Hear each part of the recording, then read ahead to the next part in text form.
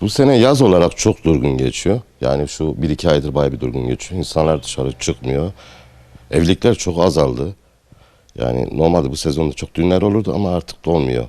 Altından kaynaklı diye tahmin ediyoruz. Çok yüksek fiyatlardan alış oldu. Şu anda düştü. Millet de altını bozmak istemiyor. Bozamıyor. Çok zarar ediyor haliyle.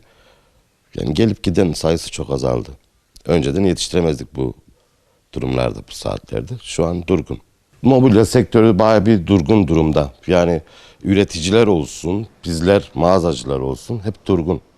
Yani bazı elemanları çıkardılar. İşte bir piyasa ne şekle girecek diye durgunluk devam ediyor. Umut ediyoruz önümüzdeki ay düzelir diye. Allah'tan kerim. Biz düğün sezonu olarak hazırız. Paketlerimiz hazır. Yani ekonomik grubu olsun. Hani bu durumu çok iyi olmayanlar, vatandaşlar var.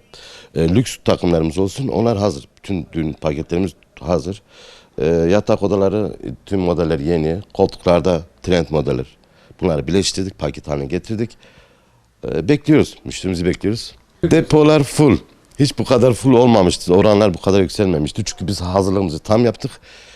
Yetiştirir miyiz diye. Olmayınca da piyasa haliyle bekliyoruz. Bu yaz ayında bu sezon hiç bulamadık. Geçen sezona göre baya bir yani yarıdan daha fazla. Çünkü dediğim gibi biz yetiştirmezken bu düğün sezonu şu anda bir durgunluk haline bekliyoruz. Ben düşünüyorum düğünler azaldı demek ki. Hani düğün yapılmıyor. Tatilde düğün yapılır. Şu an tatilde de yapılmıyor. Umarım düzelir. Altın veya şeyler düzelir ki piyasada açılsın. Fiyat aralığı şöyle dediğim gibi ekonomik düğün paketlerimiz 115 bin liradan başlıyor.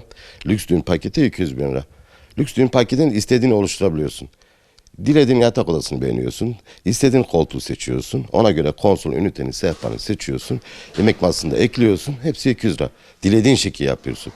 Biz önceki şeye göre daha iyi. Fiyatlar daha cazipti. Yani modeller daha şık.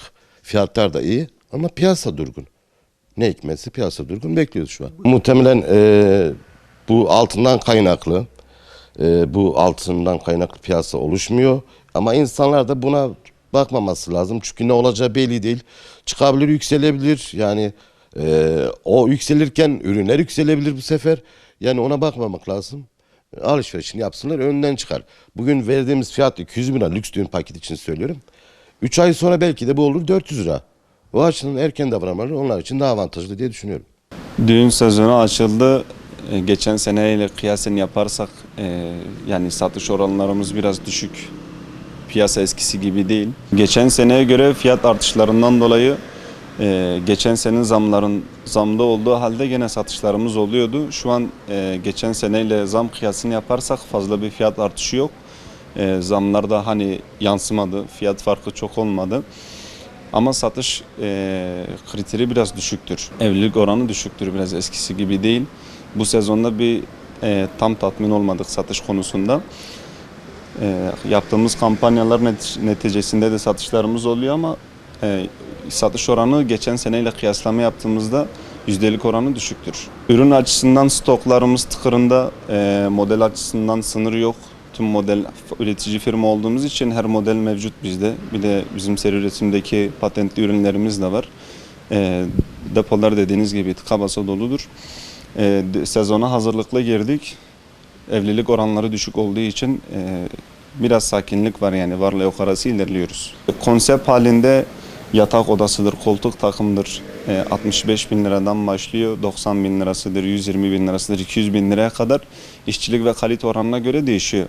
Her müşterinin kalemi ayrıdır. 35 bin liralık koltuk da var, müşterisi var. 120 bin liralık koltuk da var, müşterisi ayrıdır. Kimisi kalitesine göre, kimisi imkanına göre, bütçesine göre gelip alışverişini gerçekleştiriyor. Bizde hem model açısından alternatifimiz çoktur, hem detay açısından alternatifimiz çoktur. En büyük avantajımız da üretici firma olmamızdır. O açıdan müşterimize tüm kolaylıklarımızı sağlıyoruz. Altın piyasası şu şekilde etkiliyor. Adam ürün alacak. Diyor bir hafta daha beklesin, bir ay daha beklesin altında. Ona göre alışverişimi gerçekleştireceğim. Dolayısıyla bizi de etkiliyor. Hani adam parayı altında bıraktığı için gelip alışverişi de yapmıyor. Bu tabii bu düşünce sadece bir kişiden ibaret değil. Genel olarak kavradığı için esnaflarda biraz ciro düşüklüğü oluyor. Yetkililerden çağrım hani yapabilecekleri bir durum varsa el atmaları iyi olur.